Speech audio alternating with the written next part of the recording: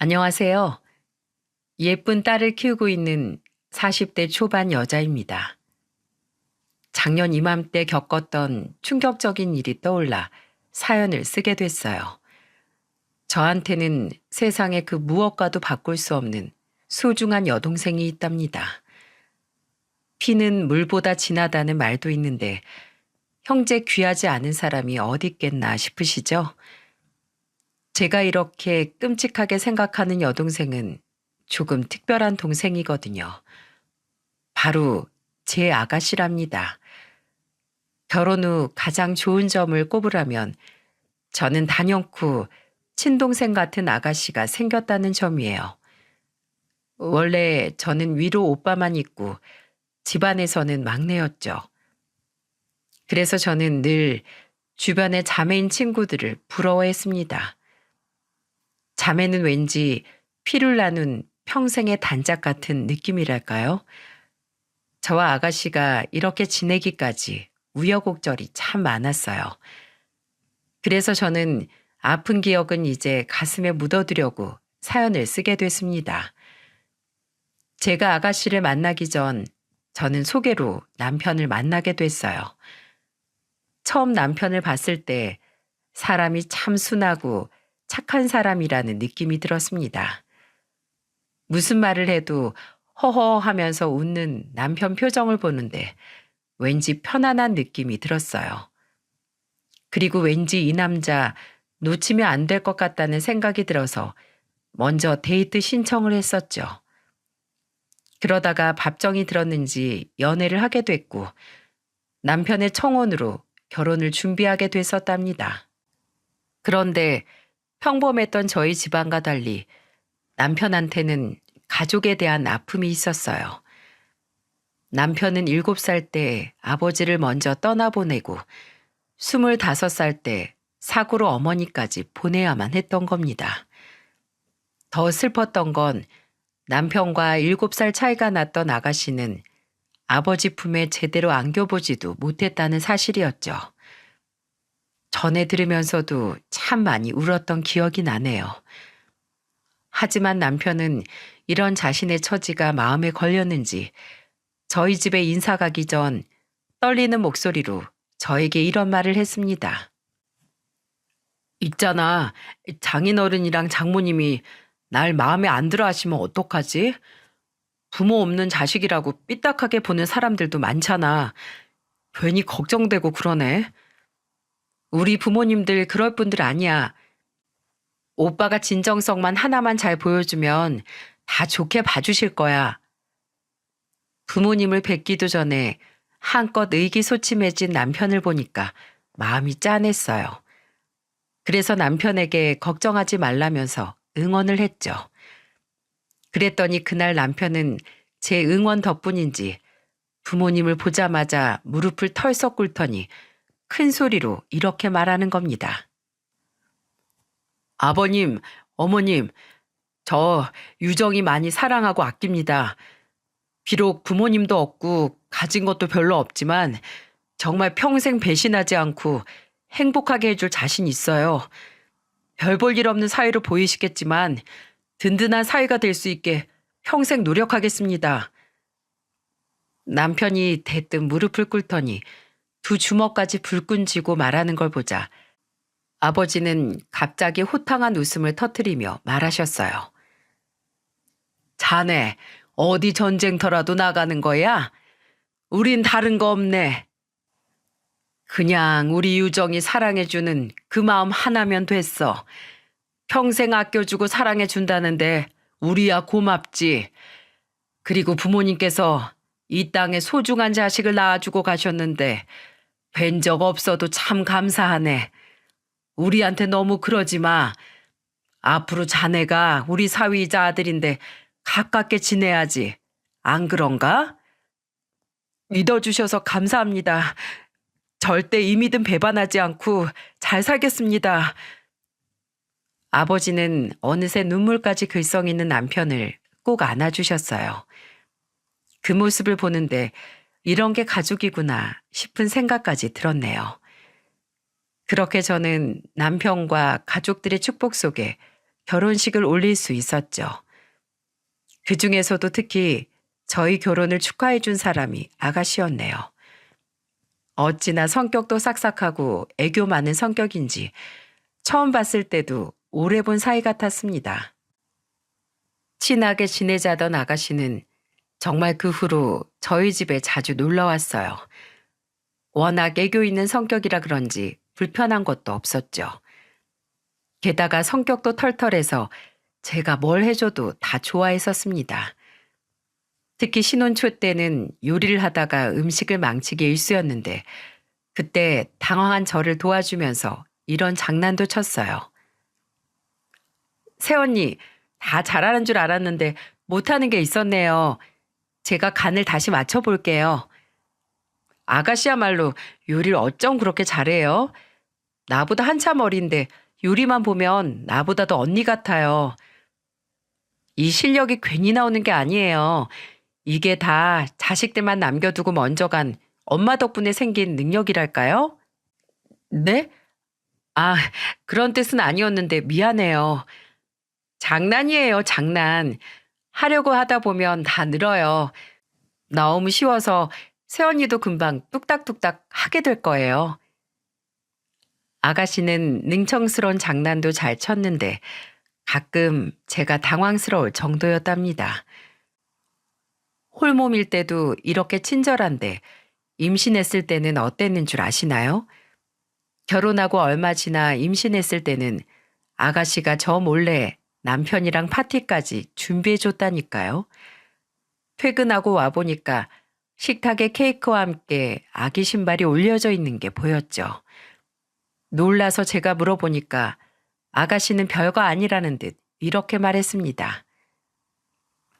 언니, 임신했다고 하길래 제가 오빠 꼬셔서 언니 몰래 파티하자고 했어요. 어때요?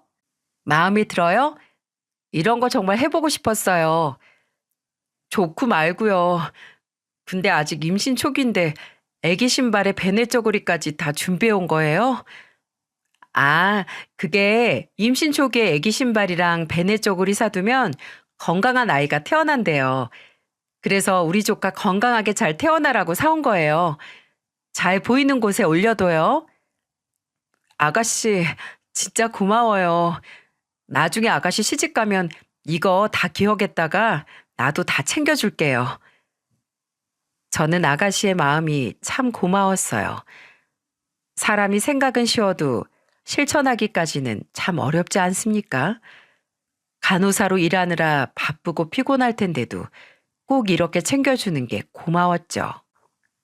그런데 그때 아가씨가 제게 섭섭한 목소리로 이런 말을 했습니다. 근데 새언니는 언제까지 나한테 존댓말해요? 우리 이제 친해진 거 아니었어요? 계속 존댓말하니까 저한테 선 긋는 것 같아서 좀 서운해요. 제가 선을 그어요? 아니에요. 아직 말이 편하게 안 나와서 그래요. 지금도 존댓말 하잖아요. 계속 그러면 나 정말 서운할 것 같아요. 그래, 알겠어. 그럼 내가 말 편하게 할게. 오늘 정말 고마워. 말 편하게 하니까 진짜 우리 언니 같고 좋잖아요. 내심 제가 말을 안 놓는 게 서운했는지 뾰로통한 얼굴로 언제 말 놓냐면서 묻는 거예요. 이게 사람이 좋으니까 그 모습마저도 너무 귀여워 보이는 거 있죠? 그래서 제 임신 축하 파티를 하던 날 저는 아가씨와 좀 더 가까워졌습니다. 확실히 말을 편하게 하니까 정말 자매 같다는 느낌이 들었어요. 그러다 점점 제 배가 불러와서 인부복을 사려고 둘이 같이 나갔던 적이 있었습니다. 아가씨는 인부복을 이것저것 보다 고민하더니 3벌 정도를 전부 사려고 하는 거예요. 그래서 제가 이렇게 많이 필요 없다면서 뜯어 말렸죠. 기왕 나온 김에 사야 한다면서 결국 그걸 다 들고 계산대로 갔습니다. 근데 그때 옷가게 여자 사장님이 저희 둘을 보면서 이런 말을 했습니다. 아유, 자매가 아주 보기 좋네. 어쩜 그렇게 우애가 좋아. 부모님이 좋아하시겠어. 멀리서 저희를 지켜보시고는 사이좋은 자매로 보신 거예요. 그런데 그 말을 들은 아가씨가 제 팔짱을 끼더니 사장님을 보며 신이 난 얼굴로 말했습니다. 그렇죠? 그래도 옷 보는 안목은 제가 언니보다 한 수 위에요. 기분이다. 자매가 너무 보기 좋아서 내가 좀 깎아줄게. 나 원래 계산 정확한 사람인데 오늘은 내가 할인해줘야 마음이 좋을 것 같아. 그때 사장님이 할인해 주신다는 말에 아가씨는 뛸 듯이 기뻐했어요. 그 이후 둘이서 기분 좋게 할인받고 나와 맛있는 것도 먹고 참 행복한 시간을 보냈습니다. 저녁 시간이 훌쩍 지난 줄도 모르고 놀다가 허겁지겁 집에 갔더니 남편이 퇴근하고 와 있는 거예요. 그러더니 저를 보면서 서운한 얼굴로 이렇게 말했습니다.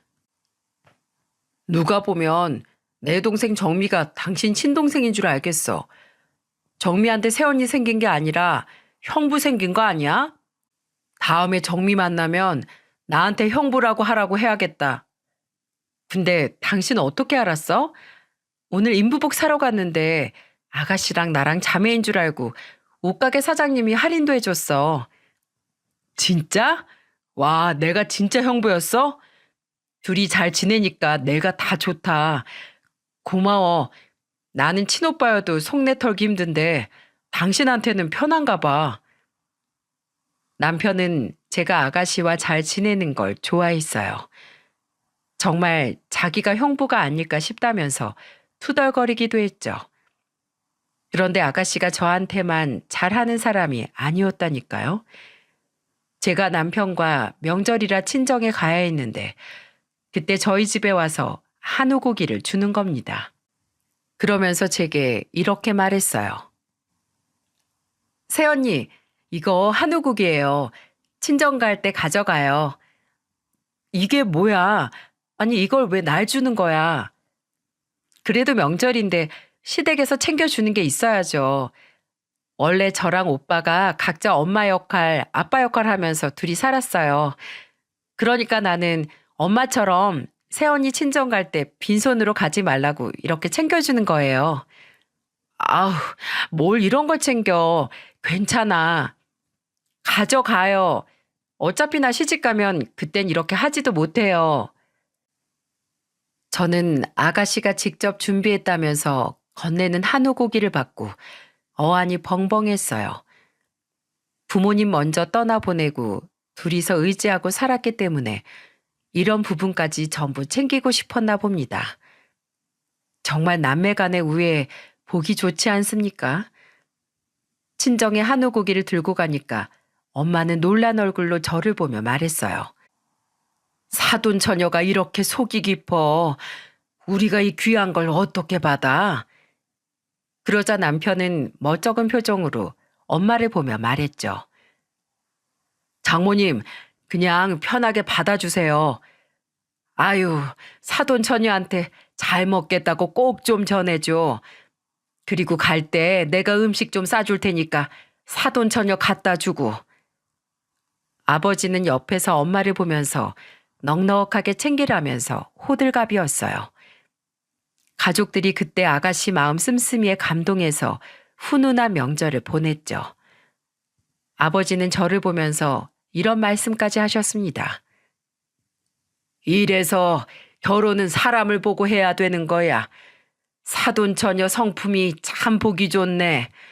우리 딸이 시집은 참 잘 갔어. 저는 그때 아버지 말이 왜 그렇게 가슴 한켠이 찡했는지 모르겠네요. 아버지가 느낀 걸 저는 결혼 생활 내내 느끼고 있었죠. 저는 그때 그 어떤 재벌집도 부럽지 않을 만큼 충분히 행복했습니다. 여기까지만 들어도 제 결혼 생활 부족함 없이 참 행복해 보이지 않습니까? 스스로 생각해봐도 제 인생에서 가장 잘한 게 결혼 같다니까요. 그러다 제가 출산하고 산후조리원에 있을 때 아가씨는 미역국까지 챙겨왔었어요. 첫째 낳고 육아로 힘들 때도 늘 아가씨가 옆에서 많이 도와줬어요. 특히 육아로 한창 지쳐있을 때 아가씨는 저한테 단비 같았죠. 그러다 문득 궁금해서 아가씨와 둘이 있을 때 넌지시 물어봤습니다. 근데 가만 생각해 보니까 연애한다는 말을 못 들어본 것 같은데 남자친구 있는데 숨기는 거 아니야? 있었으면 내가 사진까지 가져와서 세연이한테 제일 먼저 말했을걸요? 정말? 근데 얼굴도 예쁘고 키도 크고 내가 남자였으면 진작에 데려갔을 텐데 남자들이 보는 눈이 없네. 만나자고 쫓아다니는 남자는 있을 것 같은데. 에이, 쫓아다니는 남자야 많죠. 같은 병원에서 일하는 의사도 있었어요. 의사? 근데 왜 안 만나? 당장 만나야지. 학벌부터 집안까지 차이 나는 게 한두 개뿐이어야 만나죠. 같은 병원에서 일한다는 거 말고는 전부 다르니까 못 만나겠더라고요. 아가씨는 누가 봐도 예쁜 외모에 키도 커서 인기가 많았어요. 그런데 제가 결혼하고 2년이 되도록 아가씨가 연애한다는 소리를 들어본 적이 없었죠. 그래서 물어보니까 아가씨는 알아서 다 만난다면서 걱정 말라는 거예요. 이렇게 좋은 사람을 왜 남자들이 못 알아보는지 제가 동네방네 우리 아가씨 진국이라고 소문내고 싶은 심정이었답니다. 너무 칭찬 일색이라서 가족이라 팔은 안으로 굽는 거 아니냐고 하실지도 모르겠네요. 그런데 아가씨는 원래 본성이 섬세하고 꼼꼼해서 주변을 잘 챙기는 사람 중 하나였습니다. 병원에서도 평판이 얼마나 좋았는지 몰라요. 결혼하고 애 낳고 살다 보면 결혼 기념일이 언제인지 까먹지 않나요? 그런데 아가씨는 저도 까먹고 있던 제 결혼 기념일에 백화점 상품권을 건네면서 말을 했어요. 새언니, 이거 받아요. 이게 뭐예요? 백화점 상품권? 오늘 결혼 기념일이잖아요. 내가 유일한 동생인데 이 정도는 해줘야죠. 뭐야, 돈도 없을 텐데 이런 걸 왜 챙겨? 그냥 가져가. 난 또 무슨 날인가 했네. 언니는 내 정신적인 지주예요. 우리 오빠 장가 가면 나 혼자 남아서 외롭게 지낼 줄 알았는데 언니 덕분에 나 매일매일 행복해요. 이게 가족이구나 한다니까요. 그러니까 내 성이 꼭 받아요.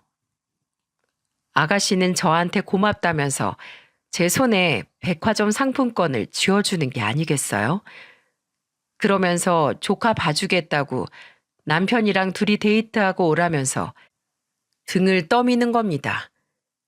진짜 괜찮다고 해도 아가씨는 남편을 나무라면서 말했어요. 오빠, 결혼기념일에 뭐 하는 거야? 얼른 세원이랑 나가서 오랜만에 둘이 데이트하고 와. 내가 애기 보고 있을 테니까 여기는 걱정 말고 다녀와. 그때 아가씨 덕분에 남편과 둘이 오랜만에 결혼기념일을 핑계로 즐거운 데이트도 할 수 있었네요. 제가 봐도 빠질 거 없는 아가씨였는데 30이 넘을 때까지도 결혼을 안 하고 있었습니다. 정말 혼자 살려는 건가 싶었는데 시간이 지나 아가씨가 35이 되던 해 기쁜 소식을 전해줬어요. 그동안 결혼을 전제로 진지하게 만나던 사람이 있었다고 인사를 온다는 소식이었죠. 드디어 때가 됐구나 싶어서 저는 언제든 환영이라고 아가씨한테 말했어요. 대체 아가씨는 어떤 남자와 결혼하게 될까 궁금했는데 드디어 본다는 생각에 설레기까지 했습니다. 들어보니까 아가씨 말로는 프랜차이즈 사업을 하는 집안 아들이었어요. 그 중에서도 프랜차이즈 매장 관리나 본사 계약 담당 업무를 하고 있다고 했죠. 그렇게 처음 인사를 오던 날, 첫인상은 참 단정한 게 꼭 모범생 같은 느낌이었습니다. 어색한 인사를 나누고 대화를 하는데 순간 이 사람 뭐지? 싶은 생각이 들었어요. 태어나서 말을 그렇게 많이 하는 사람도 처음 봤지만 처음부터 끝까지 이상한 말을 하는 거 있죠? 분명 본인 이름을 말할 때까지만 해도 사람이 참 괜찮아 보였습니다. 안녕하세요. 정미 예비 남편 될 김준우라고 합니다. 이렇게 인사드리게 돼서 영광입니다. 딱 여기까지는 씩씩하고 좋았어요. 그런데 말을 하면 할수록 좀 이상하다 싶은 겁니다. 통성명을 하고 밥 먹으려고 앉았는데 갑자기 제 남편을 보면서 이런 말을 하는 거예요. 우와, 형님, 키가 몇이에요? 방금 같이 서 있을 때 엄청 클 것 같던데요. 키가 어떻게 되세요? 난 키가 182cm 정도 될걸요? 와, 역시 제가 178cm거든요. 딱 봐도 형님이 훨씬 커 보였어요. 모델 하셔야 되는 거 아니에요? 비율이 너무 좋아요. 그때 저는 심애부 하는 말에 웃음이 터질 뻔했습니다. 솔직히 4cm 차이가 감탄할 만큼 큰 차이도 아니지 않습니까? 이게 무슨 엉뚱한 소리인가 했어요. 그래도 초반이니까 분위기 풀려고 저러나 보다 했죠. 그런데 어딘가 이상한 거예요. 근데 이걸 남편도 어느 정도 느꼈는지 표정이 이상했습니다. 문제는 이게 끝이 아니라 시작에 불과했다는 거예요. 한창 밥을 먹으면서 몇 살이냐고 물었는데 갑자기 저를 보면서 박수까지 치더니 이렇게 말하더군요. 우와, 저 지금 인형이 말하는 줄 알았어요. 질문이 뭐였어요? 너무 아름다우셔서 까먹었어요. 정미한테 말씀 많이 들었는데 실물이 훨씬 아름다우시네요. 머리털 나고 처음 들어보는데 원래 그렇게 칭찬을 잘하시나 봐요. 아니에요. 저 진짜 빈말 못하는 성격인데 진짜 너무 아름다우셔서 하는 말이에요. 객관적으로 제가 생각해도 저는 그렇게 감탄할 정도로 예쁜 얼굴이 아니에요. 그 정도로 예뻤으면 연예인 했지 중소기업 격리로 일하겠습니까? 그래도 이빨린 말이라도 누가 저렇게까지 칭찬해 주니까 민망하면서도 내심 좋았어요. 그래서 아가씨도 이런 거에 넘어갔나 싶었습니다. 그런데 꼭 저렇게 방정맞은 사람들이 말로 사고를 치지 않습니까? 그때 심애부가 한창 입에 발린 소리를 하면서 분위기를 띄우는데 갑자기 어린 딸이 소리를 듣고 깼는지 울기 시작했어요. 애기 울음소리가 들리자 심애부가 뭐라고 했는 줄 아십니까? 또 막 호들갑을 떨면서 이렇게 말했어요. 울음소리가 우렁찬 게 이렇게 듣기만 해도 장군감이네요. 역시 떡잎만 봐도 안다는 말이 이럴 때 쓰는 말이에요. 아가씨 조카가 딸이라는 말을 못 들었는지 대뜸 장군감이라는 겁니다. 그때 남편은 장군감이라는 말을 듣고 어이가 없었는지 웃고 있는 거예요. 저는 우는 딸을 안고 달래면서 주방으로 갔습니다. 그리고 심애부한테 딸을 보여주면서 이렇게 말했어요. 장군 아니고 예쁜 공주님이에요. 아, 맞다. 제가 헷갈렸나 봐요. 아기가 아주 건강하게 우네요. 아마 또래 중에 제일 건강할 것 같아요. 요즘 건강이 최고잖아요. 심해부는 당황했는지 말을 얼버무리면서 해명했습니다. 그러더니 그 이후부터는 이제 칭찬할 걸 못 찾았는지 밥을 다 먹은 뒤 남편과 술을 한잔하면서 이상한 질문을 했어요. 보통 처음 본 사이에는 정치 관련 질문 잘 안 하지 않나요? 근데 그날 심애부는 제 남편에게 이런 질문을 하고 있는 거예요. 형님, 정치는 어떤 색깔이세요? 어느 정당 지지하세요? 저는 처음 본 사이에 이런 질문하는 사람 처음 봤습니다. 사연 듣고 계신 분 중에 처음 본 사람한테 저런 질문 받아본 적 있으신가요? 나름대로 사회생활 해봤다고 생각했는데 저는 저런 사람 처음 봤어요. 그런데 정치 질문을 던진 이후부터 심애부가 하는 말이 전부 다 어딘가 이상했습니다. 둘이 술을 꽤 마셨는지 한두 병 정도 옆에 있더군요. 가만 보니까 제 남편은 이미 주량이 넘어서 잠이 들어있는 거 있죠? 혼자서 앞에 있는 사람이 잠든 줄도 모르고 심애부 혼자 떠들고 있는 겁니다. 그러더니 갑자기 술에 취해 잠든 남편 손을 잡고 이런 말을 했어요. 형님, 가장의 무게가 무겁죠? 어깨도 처지고 고개도 많이 숙여졌네요. 근데 재산은 많이 모으셨어요? 요즘 시대에 현금이 제일 중요한데 얼마나 모으셨어요? 갑자기 무례한 질문을 하길래 저는 얼른 가서 취해서 잠든 남편을 깨워 방으로 데려갔습니다. 가만 보니까 심애부는 술을 마실수록 말이 많아졌고 술주정이 했던 말 또 하거나 아무 말이나 막 뱉어내는 타입이었어요. 그래서 저는 혼자 거실에서 술을 마시고 있는 심애부를 한번 보고는 바로 아가씨한테 갔습니다. 그리고는 작은 목소리로 이렇게 속삭였어요. 이 결혼 진짜 해야겠어요?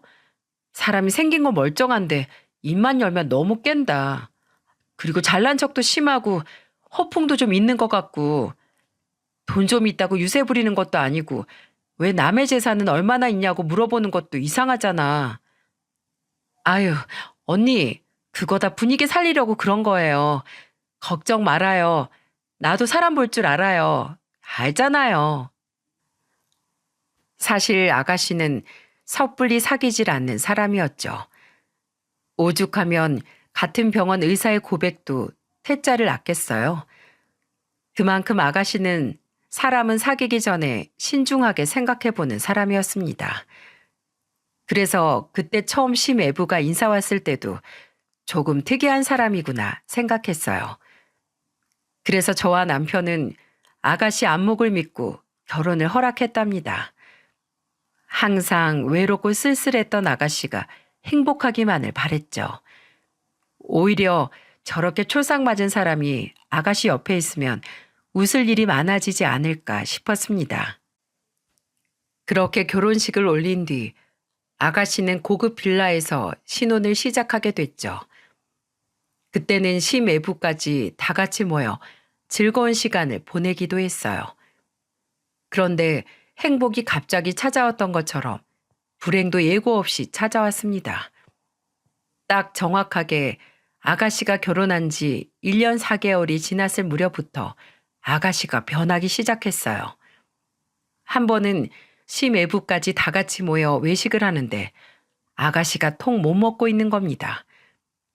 그래서 저는 아가씨한테 걱정하며 물었어요. 어디 아파? 왜 이렇게 못 먹어? 아니에요. 어제 잠을 좀 설쳤더니 피곤해서 그래요. 그래도 뭘 좀 먹어야 할 텐데. 깨작거리는 아가씨를 보니까 어딘가 아픈가 싶었죠. 그날 아가씨는 반 공기도 채 못 먹고 자리에서 일어났던 것 같아요. 그래서 외식을 하고 집에 가는 길에 아가씨한테 전화를 하려다가 피곤해할까봐 문자를 남겼습니다. 체한 것 같으면 소화제라도 먹고 자. 집에 약은 있어? 이렇게 문자를 보냈는데 바로 답장이 오지는 않았어요. 그래서 차에서 잠이 들었나 했죠. 그러다가 새벽에 휴대폰 알림 소리에 깼는데 보낸 사람이 아가씨였습니다. 반가운 마음에 문자를 확인하는데 내용이 좀 이상했어요. 언니, 혹시라도 저한테 무슨 일 생기면 꼭 좀 찾아주세요. 그리고 저 잊지 말아주세요. 어디 아픈 거 아니냐고 묻는 문자에 온 답장치고는 너무 이상하지 않습니까? 게다가 이렇게 의미를 알 수 없는 문자를 보내래도 아닌데 어딘가 이상했어요. 그래서 전화를 해보니까 전화기가 꺼져 있는 겁니다. 그때는 새벽이라 전화기를 바로 껐나 싶어서 찜찜했지만 대수롭지 않게 넘겼어요. 그리고 다음날 낮에 전화를 해봤는데 여전히 아가씨는 전화를 받지 않았습니다. 그래서 혹시 출근해서 바쁜가 싶어서 저는 집안일을 하고 있었죠. 차라리 일이라도 하고 있으면 덜 걱정될 텐데 괜히 별 생각이 다 드는 거예요. 전 아이를 낳고 회사를 그만둔 후로 전업주부로 있었거든요. 청소기를 잡아도 걸레를 들어도 온통 아가씨 생각만 났습니다. 그래서 저는 오전 오후 내내 전화를 해봤어요. 예전에는 병원에서 일하더라도 전화를 못 받으면 일하는 중이라고 문자가 왔었는데 이상했습니다. 그래서 슬슬 불안한 마음이 들기 시작해서 또 문자를 남겼죠. 무슨 일 있어? 이거 보면 나한테 바로 전화 좀 줘. 저는 지난 밤부터 다음 날까지 연락 두절인 아가씨가 슬슬 걱정되기 시작했죠. 그래서 그날 저녁에 바로 남편한테 이 상황을 다 말했어요. 그러자 남편은 제 말에 놀라서 직접 전화를 해보기까지 했습니다. 그런데 남편의 전화도 안 받으니까 남편도 심각한 얼굴로 제게 이렇게 말했어요. 진짜네. 왜 전화를 안 받지? 당신 그 심해부 전화번호 알아? 저번에 알려줘서 저장했지. 얼른 거기라도 전화 걸어봐. 떨리는 마음으로 심외부한테 전화를 걸었는데 둘 다 전화를 안 받는 겁니다. 하루아침에 부부가 하늘로 솟았는지 땅으로 꺼졌는지 알 수 없어서 답답하기만 했어요. 달리 방법이 있겠습니까? 저는 심외부, 아가씨, 누구든 받을 때까지 남편과 같이 전화를 했습니다. 그런데 다음날 심외부가 남편 전화를 받은 거예요. 저는 너무 궁금해서 남편한테 스피커폰으로 받으라고 했죠. 그런데 한숨을 쉬면서 말하는 심외부의 말에 저는 남편과 함께 깜짝 놀라고 말았어요. 남편은 심외부한테 답답한 듯 말했죠. 둘 다 무슨 일 있어? 왜 이렇게 연락이 안 되는 거야? 핸드폰은 왜 꺼둔 거야? 그러자 심외부가 한숨을 푹 쉬더니 이렇게 말하는 겁니다. 형님, 저 진짜 정미가 그런 여자인 줄 몰랐어요. 뜬금없이 그게 무슨 말이야? 우리 정미가 왜? 정미가요. 글쎄 바람을 피고 있었어요. 뭐? 정미가? 걔가 그럴 애가 아닌데? 정확히 알아본 거야? 내가 장담하는데 걔는 절대 그럴 애가 아니야. 무슨 오해가 있었던 거 아니고? 저 증거도 다 확보했어요. 증거 들고 와서 뭐라고 하니까 집을 나가버렸다고요. 그래서 이걸 어떻게 해야 될지 모르겠네요. 부부싸움이 했다고 집을 나간다는 게 말이 됩니까? 저 어제 하루 종일 정미 찾아다니느라 한숨도 못 잤어요. 일단 갈 만한 곳은 다 찾아봤으니까 집에서 기다려 보려고요. 그럼 우리 정미 병원은 어쩌고? 그냥 계속 결근하는 건가? 아니요. 휴직계 처리했다던데요. 아주 작정을 하고 나간 것 같기도 하고 저도 이젠 모르겠네요. 남편은 충격을 받고 어안이 벙벙한 채 전화를 끊었습니다. 저는 전화를 끊고도 남편과 잠시 멍한 채 있었어요. 아무리 생각해도 아가씨는 그럴 사람이 아니었죠. 그래도 우선 저희가 아는 건 심외부가 말해준 게 전부이니까 기다려 보기로 했어요.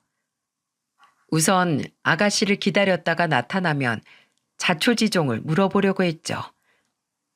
그런데 시간은 흐르고 아가씨는 감감무소식이라 남편과 저는 속이 타들어가는 것 같았어요. 그래서 결국 저는 남편이랑 같이 경찰서로 가서 실종 신고를 했습니다. 그런데 마지막 희망이라고 생각하고 간 경찰서에서 황당한 말을 듣게 됐어요. 아직 연락 안 된 지 2주밖에 안 됐고 지금 남편분하고 통화해보니까 홧김에 가출하신 것 같습니다. 사정 들어보니까 이혼 문제로 괴로워해서 전화도 일부러 피하시는 것 같고요. 우선 조금만 더 기다려 보시죠. 저는 경찰의 말에 너무 황당했습니다. 연락 두절된 지 2주면 엄청 긴 시간 아닌가요? 아직 2주밖에 안 됐으니까 기다려보자니 정말 화가 났어요. 지금 경찰이 남의 집 일이라고 강 건너 불구경하는 것도 아니고 뭐 하는 거냐고 따지고 싶었죠. 그때 남편이 저를 말리면서 시 매부와 있던 자세한 내막을 모르니 우리는 지금 할 수 있는 게 없다는 거였어요. 아무것도 할 수 없다는 말에 저는 답답해서 눈물을 쏟았습니다. 그렇게 저는 그날 답답한 마음에 눈물만 흘리다 잠에 들었어요. 그런데 평소 꿈을 잘 꾸지 않던 제가 이상한 꿈을 하나 꿨는데 뜬금없이 아가씨가 나오는 꿈이었죠. 누군가 얼굴을 감싸고 서럽게 울고 있길래 다가갔는데 아가씨였어요. 저는 너무 놀라서 우는 아가씨를 보며 무슨 일이냐고 물었습니다. 그러자 아가씨는 저를 보고 울먹이면서 말했어요. 언니, 저 좀 구해주세요. 지옥 같은 곳에서 벗어나고 싶어요. 저 너무 힘들어요. 저 버리지 말고 제발 저 좀 꺼내주세요. 정말 지옥 같아요. 그때 저는 아가씨 이름을 부르면서 꿈에서 깼습니다. 그런데 정말 이상한 꿈이었어요.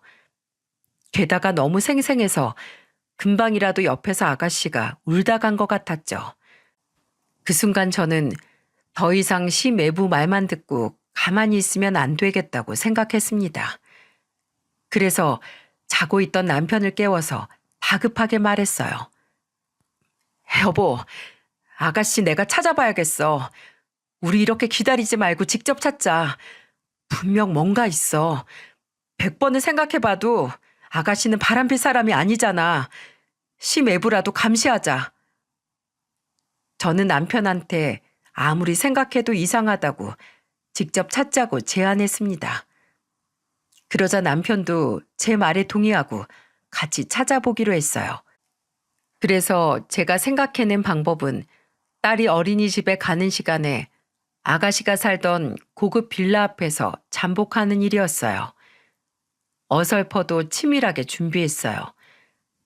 남편 친구 경찰을 빌려서 근처에 세워두고 그곳에서 먹고 자고 했죠. 처음에는 제가 회사를 안 다니니까 혼자서 잠복을 하고 있었어요. 그러다 힘들어서 퇴근하는 남편과 교대로 잠복을 했습니다. 들으시는 분들은 무식하다 하시겠지만 어쩔 수가 없었어요. 경찰도 기다려보라는 말만 하고 있고 시 매부의 말은 더 이상 신뢰할 수가 없었으니까요. 여러분들이 이런 상황이라면 어떻게 하셨을 것 같으신가요? 그렇게 잠복 5일째 드디어 아가씨가 지내던 고급 빌라 앞에서 움직임이 포착되기 시작했어요. 그런데 정말 뜬금없이 고급 빌라 앞에 구급차가 멈춰서는 게 아니겠어요? 그런데 구급차에서 내린 남자들이 빌라로 급히 뛰어들어가더니 끌고 내려온 사람은 바로 아가씨였습니다. 모자에 선글라스까지 썼지만 키로 보나 긴 머리로 보나 영락없는 아가씨였죠. 그리고 꽤 긴 시간 같이 지냈는데 제가 아가씨를 몰라보겠습니까? 하필 남편도 없을 때 벌어진 일이라 저는 구급차에 강제로 태워지는 아가씨를 보자마자 경찰서에 바로 신고했습니다. 누가 봐도 멀쩡한 사람을 강제로 구급차에 태우는 모습이었죠. 저는 그때 신고를 하고 경찰과 통화를 하면서 구급차를 따라가기 시작했어요. 지금 땡땡 빌라에서 어떤 남자들이 여자를 납치했어요. 제가 지금 구급차를 따라가고 있거든요. 수상한 남자들이 구급차에 여자를 납치했나요? 네, 맞아요. 제가 지금 쫓아가고 있는데 빨리 이쪽으로 오세요. 지금 고속도로 탔고요. 차 번호판도 불러드릴게요. 저는 놀란 가슴 진정하며 차 번호를 경찰에 알렸습니다. 그리고 어디로 가고 있는지 실시간으로 말했죠. 일단 차량 번호를 알려주고 나니까 경찰도 어느 방향으로 가고 있는지 대략 알아챈 것 같았어요. 저는 계속해서 위치를 알려주며 따라붙었습니다. 그렇게 한참을 수상한 구급차를 따라 도착한 곳에 있는 건물을 보고 저는 너무 놀라서 입을 다물 수가 없었어요. 바로 그곳에는 정신병원이 있었던 겁니다. 주변이 조용해서 여기서 누가 무슨 일이 나도 모르겠다 싶을 만큼 한적한 곳이었죠. 그때 구급차 문이 열리고 낯선 남자들은 아가씨를 끌어내렸습니다. 아가씨는 격렬하게 저항하며 소리쳤어요. 이건 놔! 야! 내 몸에 손 떼라고! 그리고 그때 아가씨가 온몸을 비틀며 저항하다 모자와 선글라스가 벗겨졌어요. 얼굴을 보니 아가씨였습니다. 그동안 심외부는 아가씨가 집을 나갔다더니 집에 있던 거였어요. 그리고 그때 경찰도 딱 도착했고 납치 사건이라 그런지 지구대 대원이 아니라 형사들이 온 것 같았어요. 저는 형사들을 보자마자 떨리는 손으로 구급차 방향을 손짓하며 말했습니다. 형사님들, 여기요. 여기에요. 지금 차에서 내려서 저 병원으로 들어갔어요. 안녕하세요. 신고자 분이세요? 네, 저 맞아요. 그리고 지금 납치된 사람, 저의 아가씨예요. 다급한 목소리로 말하자 형사들은 병원으로 뛰어갔습니다. 전 그 뒤를 같이 뛰어들어갔고 다행스럽게 아직 병원 로비에서 실랑이를 하고 있더군요. 그때 저는 아가씨를 보고 온 힘을 다해 불렀습니다. 아가씨! 정미야! 저도 모르게 이름까지 불렀고 제 목소리를 들은 아가씨는 온 힘을 다해서 옆에 있던 남자들을 뿌리치고 나왔어요. 그리고 형사들을 본 수상한 남자들은 달아나려다가 형사들에게 다 잡히고 말았죠. 그리고 한 형사가 그 남자들을 보며 말했습니다. 당신들한테 김정미 환자 강제로 이송하라고 지시한 사람 누굽니까?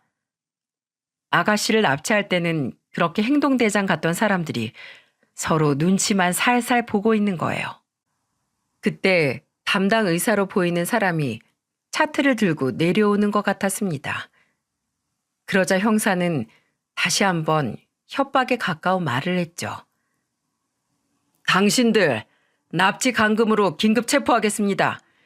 지금부터 묵비권을 행사할 수 있으며 변호사를 선임할 수 있는 권리가 있고 지금부터 하는 모든 말은 법정에서 불리하게 작용할 수 있습니다. 영화 장면처럼 형사들은 담당 의사와 수상한 남자들을 전부 수갑채워 경찰차에 태웠습니다. 그리고 또 다른 형사분이 아가씨를 피해자, 저를 목격자로 같이 가야 된다고 안내를 해줬어요. 저희도 경찰차에 탄 채 경찰서로 가고 있었죠. 놀라서 몸을 떨고 있는 아가씨를 안아줬어요. 그러자 아가씨가 나지막히 저를 부르기 시작했고요. 언니. 그래, 정미야. 언니야. 이제 괜찮아. 언니가 여기 있을게. 너무 슬퍼서 서로를 끌어안고 하염없이 울었습니다. 한참을 울었더니 경찰서에 도착해 있었어요. 그날 저는 아가씨의 진술을 듣고 정말 등골이 다 서늘했습니다. 진짜 당장이라도 심외부를 찾아가서 머리통이라도 날려버리고 싶었죠. 알고 보니까 담당 의사는 심외부한테 뒷돈을 받고 허위 진단서를 작성했던 거였습니다. 그래서 아가씨를 정신병 환자 취급을 하고 입원시키려던 거였어요. 그리고 이어지는 아가씨의 진술은 정말 믿기 힘든 일들이었죠. 저는 진술하는 내내 불안해하는 아가씨 옆에 있었어요. 아가씨는 제 손을 잡고 하나씩 말하기 시작했습니다. 결혼하고 1년쯤 지나니까 저를 때리기 시작했어요. 그리고 매일같이 술만 먹으면 욕도 퍼부었어요. 근본 없는 연이라고 하면서 저 같은 건 죽어야 한대요. 그러다 바람까지 피고 있는 걸 알고 제가 이혼을 하자고 했더니 폭행이 더 심해졌어요. 그럼 정확히 피해자분은 언제 감금되신 겁니까? 전처가 남편과 살던 빌라에 와서 같이 술을 마시고 놀았어요. 그때 제가 그냥 저 여자랑 살고 나하고는 이혼 좀 해달라고 했더니 핸드폰을 부수고 저를 감금했어요. 저는 아가씨 입에서 나온 전처라는 말에 깜짝 놀랐습니다.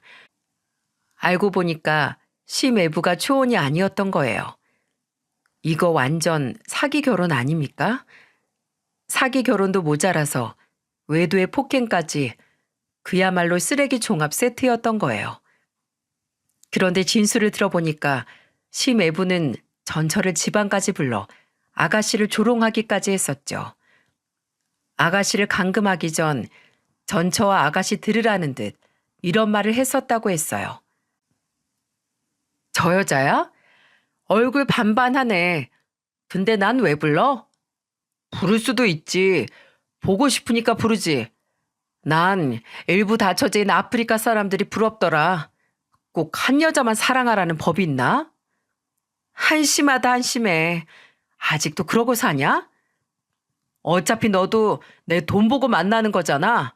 저 여자도 똑같아. 그렇긴 한데, 야, 아무리 돈만 보고 결혼했어도 그거 상처 주는 거야. 그래도 돈만 있으면 절대 나 못 떠나. 너도 봐. 이혼해놓고도 나랑 이렇게 있잖아. 하긴 저 여자도 돈 때문이겠지? 나도 난데 저 여자도 참 대단하다. 이런 말을 하면서 둘이 웃고 쪼갠 거예요. 이 말을 들은 아가씨는 이혼해달라고 빌었는데 심애부는 절대 못한다면서 또 손찌검을 했던 겁니다. 그래서 아가씨가 신고하려고 휴대폰을 드니까 그걸 부숴버리고는 방에 감금한 거죠. 그때 심애부가 아가씨를 보며 이런 말을 했었대요. 내 손에 한 번 들어오면 절대 아무도 못 줘. 내 물건은 절대 안 뺏겨. 이 새끼야말로 정신병원에 가야 하는 거 아닌가요? 결국 아가씨 진술에 심애부도 긴급 체포됐습니다. 그리고 조사를 할수록 사건이 너무 심각해서 구속까지 됐습니다. 저는 조사를 마치고 나온 아가씨를 데리고 경찰서를 나왔어요. 그때 남편이 저희를 데리러 와서 남편 차를 타고 갈 수 있었죠. 남편은 집에 오자마자 아가씨를 꼭 안아주며 말했습니다. 오빠가 미안해. 정말 미안하다. 그런데 다음 날 아가씨 시댁에서 온 거예요. 그런데 왜 왔는 줄 아십니까? 사과하러 왔다 해도 용서할까 말까 고민할 판에 저희한테 다짜고짜 합의를 해달라네요. 글쎄 엄마라는 인간이 아들 잘못 키웠으면 사과부터 해야지. 저를 붙들고 이런 말을 하더군요. 자식 키운다면서요. 같은 엄마로서 자식이 교도소 갈 위기라고 생각해 봐요. 제 자식이 왜 교도소에 갈 생각을 해요? 내 딸은 그런 미친 또라이로 안 키울 거예요. 아줌마도 가요. 절대 합의 없으니까 가시라고요. 문전박대하면서 쫓아내니까 다음 날 시부까지 와서는 빌더라고요. 저는 마침 걸레를 빨고 있어서 걸레 빨던 물을 시부라는 사람 얼굴에 확 부어버렸습니다. 그리고는 다신 오지 말라고 소리쳤어요. 아가씨도 끝까지 처벌을 원했고 심애부는 법의 심판을 받고 지금도 교도소에 수감된 상태랍니다. 정신없이 법적 다툼을 하는 동안 인터넷에는 아가씨 전 시댁이 하던 프랜차이즈에 대한 글이 올라오기 시작했죠. 이제 막 자리 잡기 시작했던 사업이었는데 아들 때문에 망하게 생긴 거예요. 그때 심애부가 아가씨한테 했던 만행이 밝혀지면서 불매운동이 불기 시작했거든요. 진짜 우리나라 입소문이 빨라서 망하는 것도 한순간이더군요. 아들은 교도소에 있고 사업은 망하고 참 그 집 부모들도 나락으로 떨어지니까 그제서야 아들 잘못 키웠구나 실감할 것 같았죠. 비록 아가씨의 결혼 생활은 지옥 같았지만 마지막에 들려온 전 시댁 소식에 아가씨는 잠시나마 옅은 미소를 보여줬어요. 저는 남편과 아가씨를 데리고 같이 살고 있습니다. 혹시나 찾아올까봐 이사까지 갔고요. 그리고 아가씨는 트라우마로 후유증이 심각해 정신과 상담을 받고 있습니다. 처음에는 병원 근처만 가도 힘들어했는데 이제는 제 손을 잡고 같이 잘 들어가요. 정말 드라마보다 더 말도 안 되는 일이 벌어져서 꿈이 아닐까 싶은 생각도 듭니다. 얼마 전에는 안방에서 자고 있는데 베개를 들고 와서 아가씨가 제 옆에 눕더니 이렇게 말하더군요. 언니, 저 버리지 않을 거죠? 악몽 꿨어? 걱정 마. 이 언니가 불구덩이라도 같이 가줄게. 내가 옆에 있을 거니까 아무 걱정하지 마. 영원히 우리 정미랑 같이 살아야지. 내가 가긴 어딜 가. 그날 하루 종일 아가씨를 안아주며 달래줬습니다. 가끔 악몽을 꾸면 유치원생 딸보다도 더 어린애 같아져요. 그래서 제가 등을 몇 시간씩 토닥여주고 아무데도 안 간다는 말을 수천 번도 더 해줘야 진정하고 잠이 듭니다. 착한 사람이 왜 이런 일을 겪어야 하나 너무 슬퍼서 울었어요. 피는 물보다 진하다고 하는데 저는 이제 아가씨와 혈연 이상의 관계가 된 것 같습니다. 이제는 서로에게 의지하면서 남은 생을 살게 되지 않을까요? 이제 겨우 가족의 품에서 안정을 찾게 된 아가씨 곁에서 저는 평생 있을 겁니다. 문득 이맘때가 떠올라 사연을 쓰게 됐는데 쓰다 보니 길어졌네요. 상처 많은 우리 아가씨 행복하도록 다들 응원 부탁드립니다. 피해자가 무슨 잘못이 있겠나요? 그저 힘들었겠다며 위로 부탁드립니다. 함께 해주셔서 감사합니다.